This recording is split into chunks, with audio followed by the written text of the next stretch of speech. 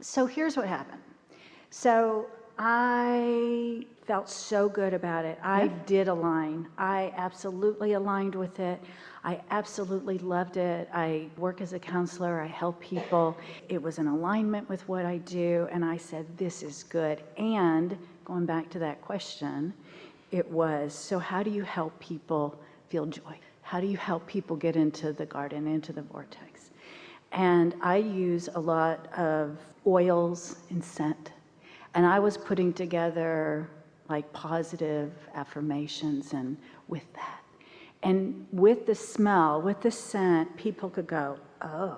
And it felt like they just got into the vortex. That's how it was coming and coming and coming. Well, we don't disagree that they were. We don't disagree that you can induce conditions and get people to focus. And if you put them in an environment where they're not focused so much on other things and you introduce things to their sensory perceptions, that's a very good tool. We should add that to the list of meditation and slumber and naps and all of that, because as you're distracting them from the things that are bothering them. But the question is that sustainable? Can they stay on your table all day, every day? Or does that condition have to change? You see what we're getting at? No. What we're getting at is, so many people are living a sort of conditional love. If the condition is right, then they feel good. But if the condition is something that they don't want, then they feel bad. So they have no control over the way they feel. What we're wanting you to realize is that if you care about your emotions and you practice it a little bit, you can tap into this good feeling place no matter what the conditions are. That's what unconditional love is, that has been talked about for such a very long time. Unless you're unconditional in it, then the conditions are going to take you up and down and up and down and up and down and up and down. But once you master what it feels like, and you can go there because you mean to, because you can close your eyes and take yourself there, or you have enough momentum that you rarely leave that place, then you've got it, you see. It's an interesting thing, especially for those like you, so many in this room, who are teachers and uplifters and counselors. In order for you to be of value to anyone else, you've got to have connection with who you really are. That leverage that creates worlds is flowing through you. One who's connected to that energy stream of well-being, that replenishing stream, is more powerful than millions who are not. In other words, when you tap into that, you are very influential and very productive. When you are counseling, even in this situation, you're not convincing us of your problem, because we're here. No matter how many runs at it you take in this conversation, we still remain here. But if you're not solidly there, then someone like you could talk a counselor into joining them in their struggle and trouble. You see what we're getting at? So that's what we mean when we say you got to get out ahead of it. You got to get out ahead of it. You got to be sure you're there before you introduce yourself to anything that might take you there. You got to be solidly in your alignment. That's what true compassion is. True compassion is being in sync with the source within you, so that you can focus upon the trials and tribulations of someone and not take you down. True compassion is being able to see them where they are without it causing a dip in your vibration. There have been many teachers like this, but as you stood before someone like Jesus, dripping your illness, he did not see your illness. He knew your wellness, and he knew it so powerfully that your illness could not even exist while he was focused upon you. He dominated the energy field around you so profoundly that as you believed in what he knew, you could not have illness and wellness at the same time. And then he said, go forth and tell no one, because he knew you're going to go home and talk about the same things that you were talking about and talk yourself out of the adjustment in vibration, you see. Helpful? So part of what I do is service and to help people. That's what I've come to do. And then you're talking about, I think. We're saying you got to tap into something or you've got nothing to give. And if you let them take you out of it, in other words, this receptive mode that you can master is a replenishing mode. It just continues to replenish you. And it's normal, of course, to take your dips. That's what we say. Step one is a normal thing to return to every now and again. But as long as you understand what the process is, as long as you understand how to tap back into it, then you just keep replenishing. You see, someone can get tuned in, tapped in, turned on, and really feel wonderful, and you can see 2 or 3 or 4 or 5 or 10 clients in a day, and by the end of the day you feel worse than any of them, because you've got to stay in the replenishing mode. If you stay in the replenishing mode, then your energy isn't depleted. Then you've got something for the next one and the next one and the next one and the next one. But if you're letting conditions get you down, then it's simple. You're not solidly there. Before I was a counselor, I was a scientist. And so I love... That explains so much.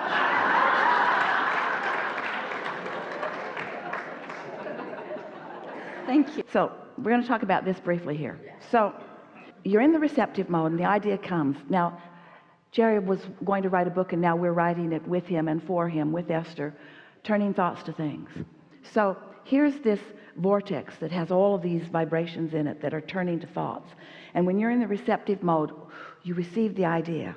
And as you stay in the receptive mode, then another idea and another idea and another idea and another idea as these thoughts turns to things.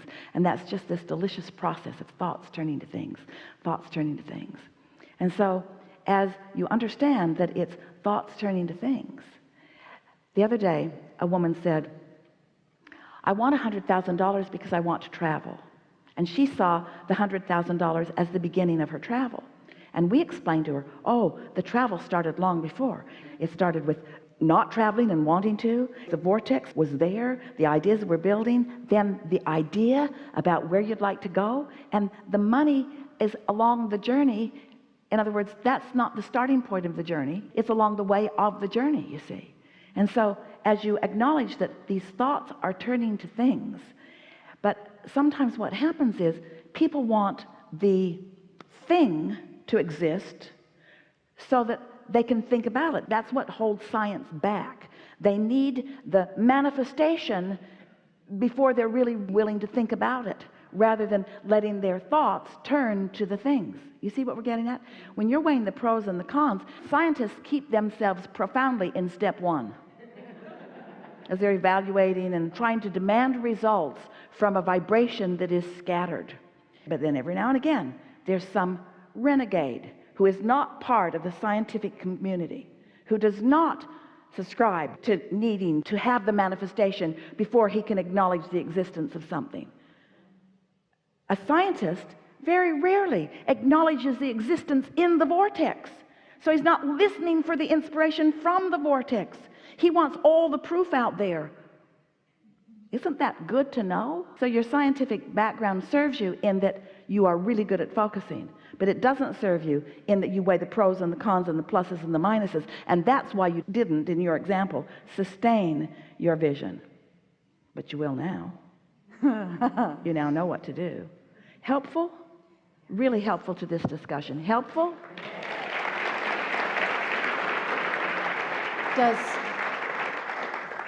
Does Source laugh? Not in the way that you think about it. Source experiences joy, and Source enjoys humorous situations. But laughing is most often about the element of surprise, and Source is never surprised. Good time for a segment of refreshment.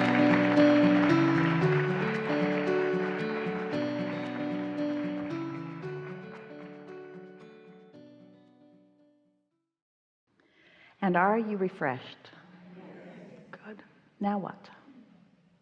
I was forming my question earlier, and I was like, I wonder if I'm going to be the first one today, or if not the first one today. But then I was sort of listening to the two people that were before me, so I feel like it lined it up more.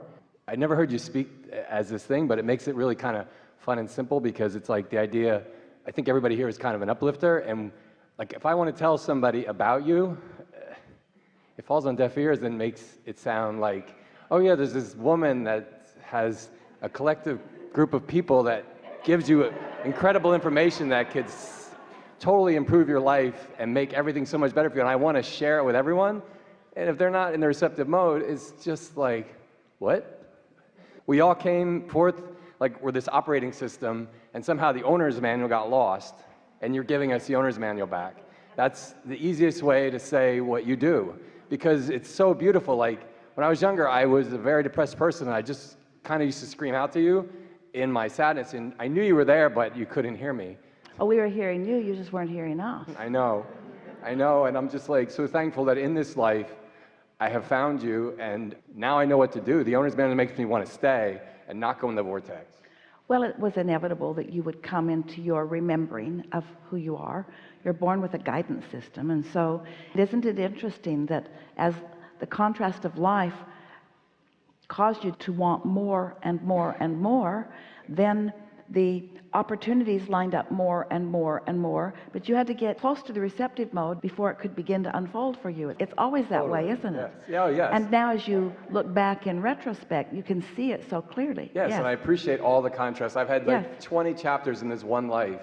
I even also have 2 children that I use your teachings with them, and they understand it, so they can use them against me. Like, oh, Dad, you're pinched off from the source. You're pinched off. You're out of the vortex. Get in the vortex. You're pinched off right now. You know, that kind of thing. So it's very fun.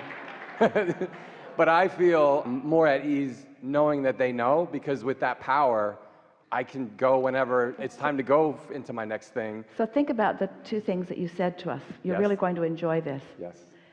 You were talking first about not really having the words to explain it to others. Yes. Your children were not pinched off. Your children were tuned in, tapped in, turned on. They knew, but they didn't have the vocabulary to help you, but now they do. Yes. Just like you have the vocabulary now to assist them or to assist others if you want to. Yes. You just have to remember, if you give an answer to a question that isn't being asked, there's not going to be any clicking in. And so watch for the opportunities. Wait for someone to be asking about it, and then speak from your experience. In other words, you don't have to talk about us, just speak from your experience. Talk about what is helping you, that you realize that it's about focus, and you realize that you have more control in your experience than you'd ever realized. And you started noticing that the happier you were, the better things were going. And you started noticing that things didn't have to be going well for you to be happy, that you could use your power of memory, or your power of anticipation, or your power of expectation. Our favorite story like that was someone came to Jerry and Esther and said, yeah, I just tell my friends that I know this man who calls his wife Abraham. Yeah. Jerry and Esther enjoyed that more than any of the other things that they heard, because it is not an easy thing to explain, even though it's something that every single person is living. It takes some stretching of your realization to realize that you are more than this physical body, and that there is another part of you. Although some grasp that, it's logical that there must have been something before this. And as much power and wisdom as you've accumulated together, you haven't managed to scrape dirt together and launch another Earth into orbit. You have to accept that there's something bigger going on than just what man is about. You have to accept that there is a bigger part to all of this, and most do. So You even said that with the children, the new ones coming forward. Before we talk them out of it, they know, and then we, the elders talk them out of it and tell them how it's been. And so it's going to shift as... This isn't the mystery that it once was. So many of you are knowing it. So what now? I am obsessed with you. I think you already know, but I just wanted to come up here and just like rampage appreciation for you, and just kind of like, it's just sort of a fun thing, like just to say you gave us the owner's manual back, and it was like all the teachers that came forth before, this is the leading age teachings. The others were trying to say it, but I think like where we were in our evolution, like you couldn't say this 2,000 years ago or even 100 years ago. It's like it's the perfect moment of the unfolding, like you said, that it's ever expanding. We couldn't say what we said today 5 years ago. No. Because you are at a place of greater receptivity for it. Yes. And just for the purpose of clarification, it is we who are obsessed with you. Thank you. Thank you. Yes.